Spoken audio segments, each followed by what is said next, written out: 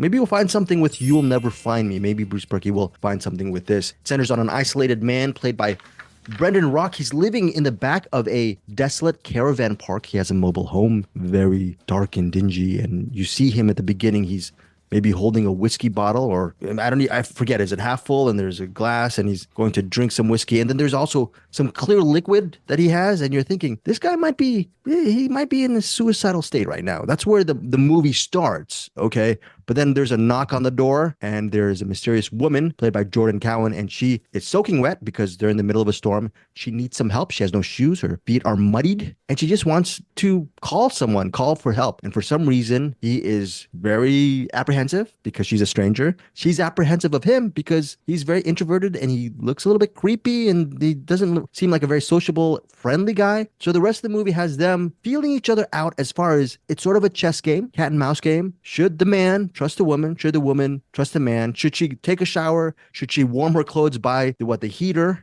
Should she eat the soup that he makes her? Should she do this? And should he trust her? Wait, Yeah. What? that was soup? They gave her a bowl of ketchup.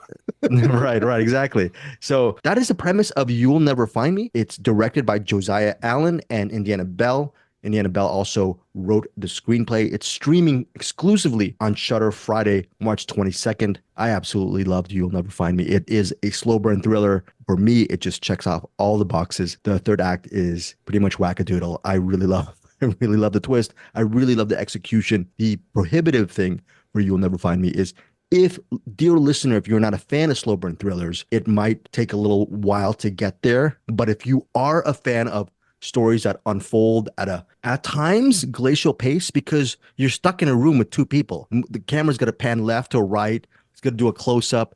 If you don't like that pacing, you might not like the movie, but I ate it up. I love You'll Never Find Me. Here it comes. It's like Heinz ketchup. You put it sideways and just wait. It's going to take a while for it to get there, but 100%. it'll eventually get on your hot dog or hamburger or whatever you put ketchup on. Exactly. Eric, let's say you had the hot dog. Did the ketchup go on the hot dog the right way you wanted it? Was it a good meal for you? The ketchup actually fell on the floor for me, but I will say the slow pace normally kind of bugs me in movies, because usually when they go slow pace, it means we don't know what the story is. We're trying to figure it out, and hopefully we do. But this one felt like it had a tone to it, and even though it was going slow, it had a tone that I really liked, real similar to My Heart Can't Beat Unless You Tell It To. You know, it looked like that. It had that same kind of pace to it, and it felt like it was going somewhere. Brendan, the bad one, is Jordan, the bad one. Like that, there was like that kind of bad, like neither one of them completely trusted each other, and therefore I didn't trust either one. I'm like, okay, I don't know which one. Like you would think Brendan would be the bad guy, but then why is Jordan there? And Jordan's there. Maybe she just walked into the hornet or the spider's web. Not sure which one it is. So plan on that, and they milked that for all it was worth, and I was there for it. I think the ending kind of rolled my eyes a bit at that, but getting there, the journey to get there, and the tone that they laid out, I was really digging a lot. Okay, Bruce Perky, the ending, were you rolling your eyes as well, like Eric Holmes, or were you fine with the ending, and were you fine with the movie? I was fine with the movie. I actually was kind of surprised by this movie. I did not expect it to like it as much as I ended up liking it. The ending is a little bit, I don't know, predictable is quite the word, but it goes in a way that you could suspect, I guess I'd say. But I really didn't have a problem with that, because so many times, and I think Eric would agree with this part, whether he liked it or the ending or quite or not, so many times these kind of movies leave you with like, well, it could have been either thing. We don't know. It's ambiguous, blah, blah, blah. This movie at least says, we're going to answer your questions. Whether you like those answers to the questions or not is another story, but we're not going to leave you wondering what was happening here. It tells you what's happening here. And I really appreciated that. Even more so, what I think is, and I think all of us seem to be kind of agreeing on this, is that there is a really interesting tone created here and a really subtle use of like tension. And actually, I think kind of a good script. There's some really interesting dialogue between these two characters, and the sound design is, and the really meticulous way the camera is used in this movie, because you're essentially in a mobile home for this whole thing. But they use that biggest mobile home I've ever seen. Yeah, right. From exactly. the inside. But they use that mobile home in really interesting ways. I mean, for example, the whole time they're pretty much mostly in the front room kitchenette area. but there's a hallway, and you go down the hallway, and there's bathrooms and stuff. At the very end, it seems to be a bedroom, but it's made so it's kind of like that dark hallway, kind of like you would see in like David Lynch or something, where you can't quite see the end of that hallway, but you're hearing things. You're like, is there someone down there? What's happening? It just causes you to constantly be both have anxiety and also curiosity about what's going on. And like you said, the interplay back and forth, obviously she should be worried. She's in some strange dude's place in the middle of nowhere during a storm with no particular way to get out of there. Obviously, that's a pretty obvious threat, right? But on the other side, he keeps asking her questions like, where did you come from? And her story keeps changing a little bit. Doesn't add up.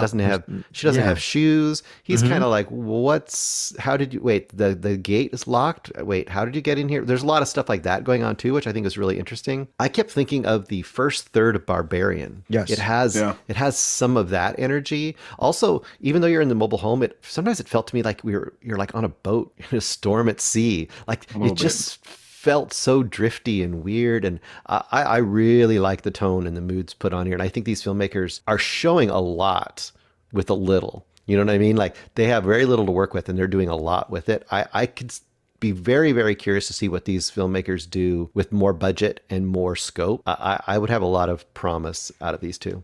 They're in a mobile home, and I didn't feel closed off for the entire 95 minutes.